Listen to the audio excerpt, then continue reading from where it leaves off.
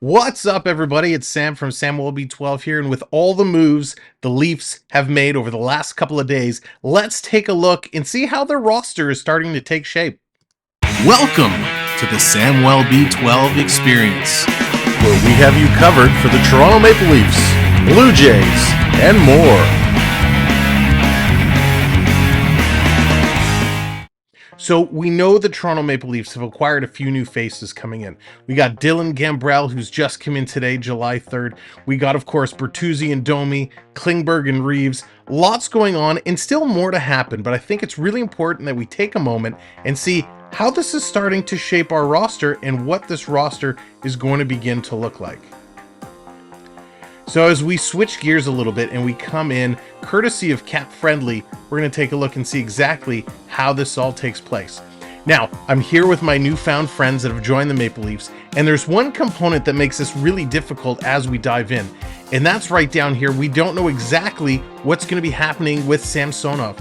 We know the Leafs sent him a qualifying offer. We don't know exactly what he's going to sign for. So in this case study, I've put Samsonov in at $3.5 million just to round it out.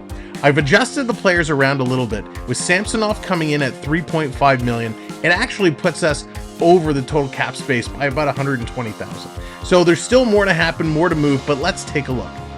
For my ideal lineup, I slot Max Domi in on the left side, so he's playing with Austin Matthews and Mitch Marner. A lot of social media has Domi playing the second or even third line, but I like that he slots in here with Marner and Matthews. Why? He can grind in the corners. He can go after guys that take runs at Matthews and Marner. He can bang it out. Also, don't forget, Domi and Marner have a good relationship from back in their London Knights days, so I think to start the season, it would be pretty cool chemistry to see those two playing together. I have Bertuzzi down with Tavares and Nylander because I think with Bertuzzi, his speed, him and Nylander would be a good combination. And of course, he's got a good shot. He can set up plays. Bertuzzi can really do it all. Plus, he's a little greasy, so he can protect Tavares and Nylander, go in the corners and do the stuff there. Now, of course, what we don't know is what's going to happen with Nylander. Is he going to re-sign his extension, or will he be on the move before this season starts? So for the sake of today, we're going to assume Nylander is still a Leaf come October. On the third line, I have Calle Järnkrok on the right side, David Kemp in at center, and I put Matthew Knives over on the left side. I would love to have Knives moving up in one of the top two spots, but there's just no room for him. I think he has all kinds of talent, and he can easily slot in to the second or first line spot should something happen to Domi or Bertuzzi. Now, if we go to the fourth line, I have Lafferty centering Nick Robertson and Ryan Reeves. Now, I assume Robertson is going to be okay to start the season. He's been out a long time with that injury, so will he be there? We don't exactly know, but that's where I have him right now. Robertson, Lafferty, and Reeves. And of course, Reeves in that utility position. If the game gets really chippy and feisty, he can jump up and move around. So lots of real estate to move around with Ryan Reeves.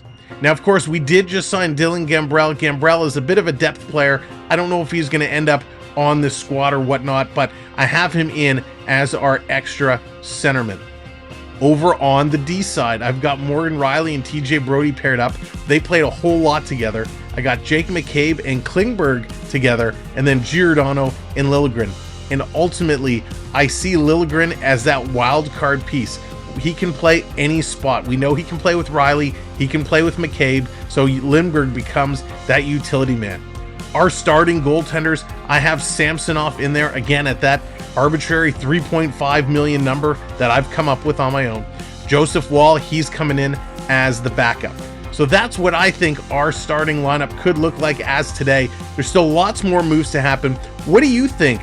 Where do you think it's going to go? Anything here you like or don't like? Leave a comment. Let me know. I'd love to discuss it, and I'd love to hear your opinions. Now, a couple wild cards that could blow this up. Right now, we have Jake Muzzin sitting on long-term IR. We don't know what's happening with Muzzy. Hopefully, he's going to make the best decisions for his health, and that 5.6 is going to be reflected in the Leafs cap.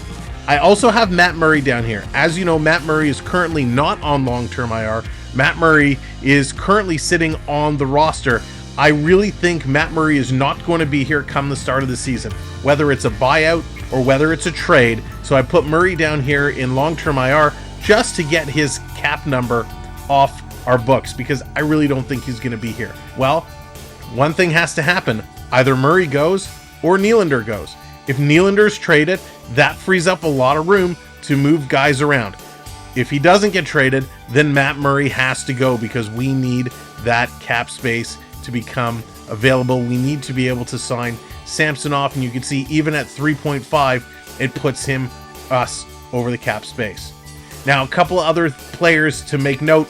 I have Connor Timmins down here on the taxi squad. His 1.1 not counted in my equation. Of course, we don't know where he's going to slot in. So Connor Timmins, another little bit of a wild card, as well as Holmberg. Holmberg we signed. I have him sitting down here, 800K. He very easily could exchange spots with Gambrell and be that extra forward. But I'd like to see Holmberg playing down, at least getting some playing time with the Marlies, doing something if he can. So we got to look into some of these deals.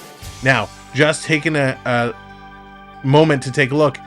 Dylan Gambrell's deal is a one-way deal, so I don't think Gambrell's going to move down to the minors, which that could definitely come into play, be a piece of the equation. So that's what I have for my lineup. Let me know your thoughts. What do you think? More moves to come. Will Nylander be part of this team come October? Will Samsonov sign for 3.5 or less? Lots to be talking about, lots in the air, and we'll certainly bring you all the breaking news as it happens. So make sure you hit that like button, share the stream out, and of course, subscribe. Thanks so much for being a part of what we do in this community, and we'll see you in the streams.